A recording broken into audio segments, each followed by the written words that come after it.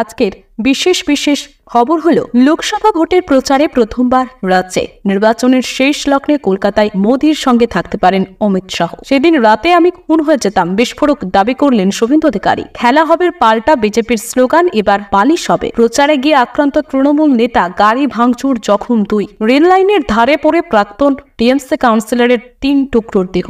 বাড়ছে রহস্য। ফের উত্তপ্ত ভূপতিনগর। বিধায়কের কার্যালয়ে ঢুকে বিজেপি কর্মীদের পুলিশি হেনস্থা। এনআরসিতে মুসলিমদের অত্যাচার করলে জ্বলবে ঠাকুরবাড়ি। শান্তনুকে হুমকি চিঠি লস্করের। পাহাড়ে বিজেপির চিন্তা বাড়াচ্ছে সেফটিপিন ও ডোরবেল। কোন আশঙ্কায় গেরুয়া শিবির? আসছে বিস্তারিত খবরে। নরেন্দ্র মোদী তবে এখনো আসেননি অমিত শাহ। তবে বুধবার দেশের স্বরাষ্ট্রমন্ত্রীকে দেখা যাবে রাজ্যের প্রচারে। পশ্চিমবঙ্গ বিজেপির সভাপতি সুকান্ত মজুমদারের কেন্দ্র বালুরঘাটে তিনি আসছেন বেলা 11:30 নাগাদ।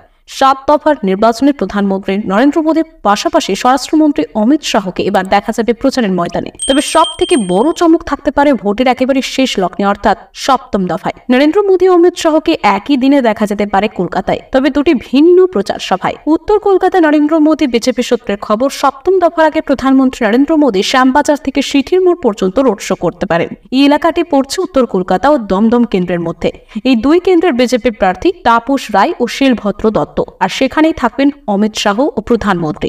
মঙ্গলবার তমলুকের বিজেপি প্রার্থী অভিজিৎ গঙ্গোপাধ্যায়ের সমর্থনে নন্দীগ্রামে নির্বাচনী সভা করেন বিধানসভার বিরোধী দলনেতা শুভেন্দু অধিকারী। এই মঞ্চে উঠে বক্তব্য রাখতে গিয়ে তিনি বিস্ফোরক দাবি করেন। এরই সঙ্গে তিনি বলেন, বিজেপি করলে মিথ্যে কেসে জেলে ভরছে তৃণমূলের পুলিশ।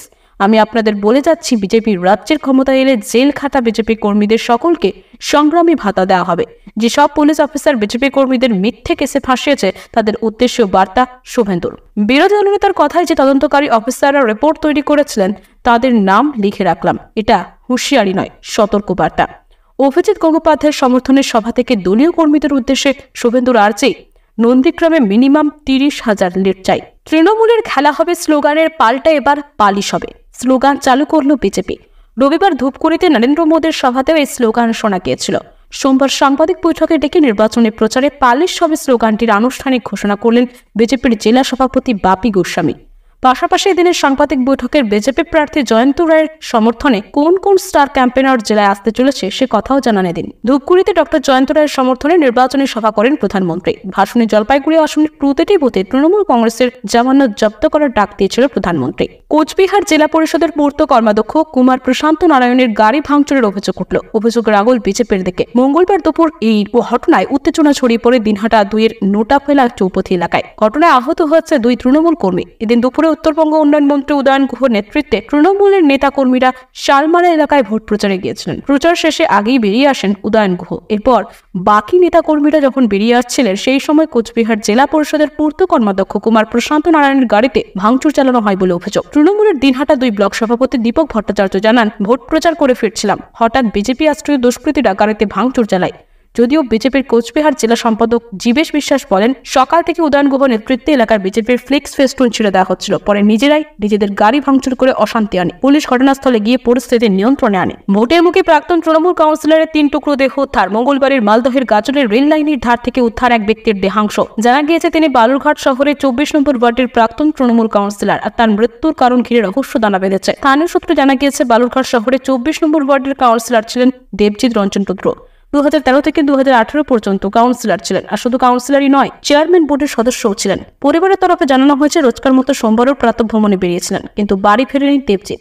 তারপরে নিখোঁজ ডায়েরি করা হয়, আর আজ দুপুরে মালদহের গাজল রেল স্টেশনের ধার থেকে তার দেহ উদ্ধার হয়। এই উত্তপ্ত ভূপতিনগর। এবার ভগবানপুরের বিজেপি বিধায়ক রবীন্দ্রনাথ মাইতির কার্যালয়ে ঢুকে কর্মীদের হেনস্থার অভিযোগ উঠল পুলিশের বিরুদ্ধে। আর এই ঘটনাকে কেন্দ্র করে সোমবার রাতে নতুন করে উত্তেজনা ছড়ায় ভূপতিনগর এলাকায়। উল্লেখ্য, দিন কয়েক আগে গ্রামে এনআই অভিযানকে কেন্দ্র করে উত্তপ্ত হয়েছিল ভূপতিনগর। বিজেপির অভিযোগ, কোনো কারণ ছাড়াই ভূপতিনগরের এসসি মোর্চার মন্ডল সভাপতি রাজশেখর বরকে আটক করে পুলিশ। তারপর বিধায়ক কার্যালয়ে ঢুকে কর্মীদের হেনস্থা করা হয়। সার্চ ওয়ারেন্ট ছাড়াই ওসি গোপাল পাঠকের নেতৃত্বে পুলিশ বিধায়ক কার্যালয়ে হানা দেওয়ার বিধায়ক রবীন্দ্রনাথ মাইতির সার্চ ওয়ারেন্ট দেখতে চান। তারপরেই পুলিশ বিধায়ক কার্যালয় থেকে বেরিয়ে যায়। আর এই প্রসঙ্গে বিধায়ক রবীন্দ্রনাথ মাইতি বলেন, পুলিশ তৃণমূলের নির্দেশে বিজেপির মন্ডল সভাপতিকে কোনো কারণ ছাড়াই তুলে নিয়ে যায়। রবিবার কলকাতার 200টি স্কুলে বোমা মেরে উড়িয়ে দেওয়ার হুমকি। তার সোমবার সকালে জঙ্গি গোষ্ঠী লস্করি তৈবার তরফে হুমকি চিঠি পাঠানো হলো বনগাঁর বিজেপি প্রার্থী তথা মতুয়া মহাসংঘের সংঘাতিপতি শান্তনু ঠাকুরকে।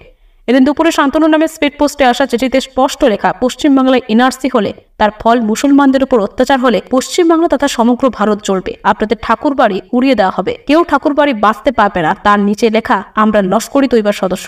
রবিবারই মতুয়াদের বড়মা বিনাপানি দেবীর ঘর দখল নিয়ে ঠাকুর বাড়িতে অশান্তর পরিবেশ সৃষ্টি হয়েছিল। বিনাপানি দেবীর ঘর খুলে শান্ত ঠাকুর ঢুকে পড়ার অভিযোগ ওঠে। তার জেঠিমা তথা তৃণমূলের রাজ্যসভার সাংসদ মমতা বলা ঠাকুর এই অভিযোগ আনেন। ফের তার ঘরেই লস্করি তৈবার চিঠি। পাহাড়ে বিজেপির 2 প্রার্থী কাঁটা রয়ে গেল। বিমল গুরুংয়ের ভরসা রেখেও মসৃণ হল না গেরুয়া শিবিরের রাস্তা। ওই 2 কাঁটা আদতে 2 জন নির্দল প্রার্থী। তাদেরই একজন কারসাঙ্গের বিদ্রোহী বিজেপি বিধায়ক বিষ্ণুপ্রসাদ শর্মা এবং অন্যজন গোর্খা জনমুক্তি মোর্চার নেত্রী বন্দনা রায়। বিষ্ণুপ্রসাদ আবার কাকতালীয়ভাবে প্রতীক পেয়েছেন সেফটিপিন এবং বন্দনা রায় ডোরবেল। ফলে সোমবার মনোনয়নপত্র প্রত্যাহারের শেষ দিন পার হওয়ার পর দেখা গিয়েছে ওই 2 প্রার্থী সহ এবার দার্জিলিং লোকসভা আসনে প্রতিদ্বন্দ্বিতা থাকছেন 14 জন। প্রতীক পাওয়ার পর নির্দল প্রার্থী বিষ্ণুপ্রসাদ শর্মা তোপ থেকে লাগেন আসনের বিজেপি প্রার্থী রাজু বিস্তাকে। মঙ্গলবার ঝাঁঝালো ভাষায় তিনি রাজু বিস্তাকে বলেন, এবার সেফটিপিন দিয়ে বিজেপির ফানুস চুপসে ছাড়বে। রাজু বিস্তার দুর্নীতি হবে আমাদের প্রচারের মূল বিষয়। অন্যদিকে নির্দল প্রার্থী বন্দনা রায় বিজেপিকে নিশানা করে বলেন, গোর্খাল্যান্ডের নাম করে ভোট নিয়ে হাত ধুয়ে ফেলা এবার আর হবে না। সেটা ডোরবেল বাজিয়ে সবাইকে বলবে। খবর এখনকার মতো এই পর্যন্তই। সঙ্গে থাকুন, সাথে থাকুন। নিয়মিত খবর শোনার জন্য সাবস্ক্রাইব করুন।